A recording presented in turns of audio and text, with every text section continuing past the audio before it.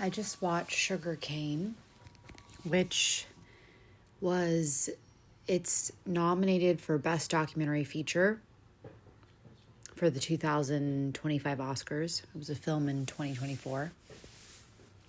You can find it on Disney Plus because Disney Plus owns National Geographic.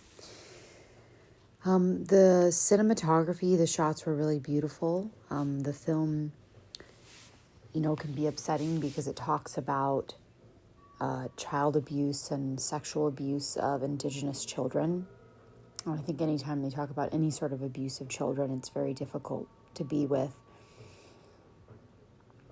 And specifically, they were addressing how they had an Indigenous residential school in Canada, various Indigenous residential schools, but they were specifically investigating one of the schools.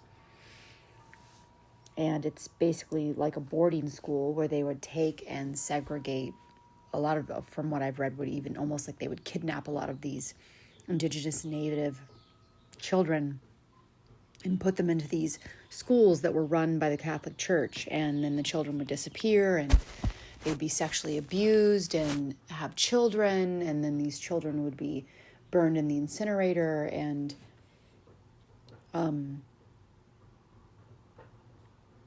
horrible things. And I feel like I realized I didn't say spoiler alert, but at the very beginning of the film they do have a disclaimer, like a trigger warning, so I don't really feel like anything was ruined, but I'm going to get more talking into a little bit more details right now about the film. So you can stop listening if you don't want it to be ruined or if you want to watch it yourself. It's just really, really sad. It's really hard to be with that this happened and that no sort of justice was really done for it. And I get so grossed out whenever I see religion taken into human hands and made into this gross thing that justifies despicable people's actions. And typically I actually don't like seeing the documentary filmmakers within the film themselves, but I actually didn't mind it and I actually enjoyed it because the documentary filmmaker is the son of this one gentleman who was actually a survivor of this particular residential school. So I really liked that we were coming from his perspective as he was unraveling and investigating and forcing his father to heal and face his past, as well as, the ending of the film dealing with his father's mother, so his grandmother, having to deal with the past too. So it was like this beautiful metaphor of multiple, well, it's not a metaphor, also literally, of multiple generations being forced to heal and deal with the past.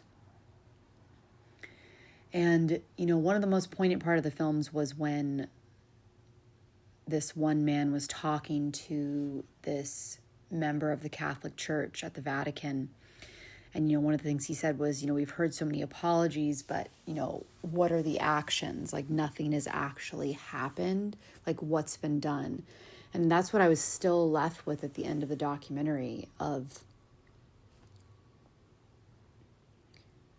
like, what are the reparations? What are the things being dealt with? Like, why isn't the government funding this research and of digging up in the past and dealing with the past and all of this stuff?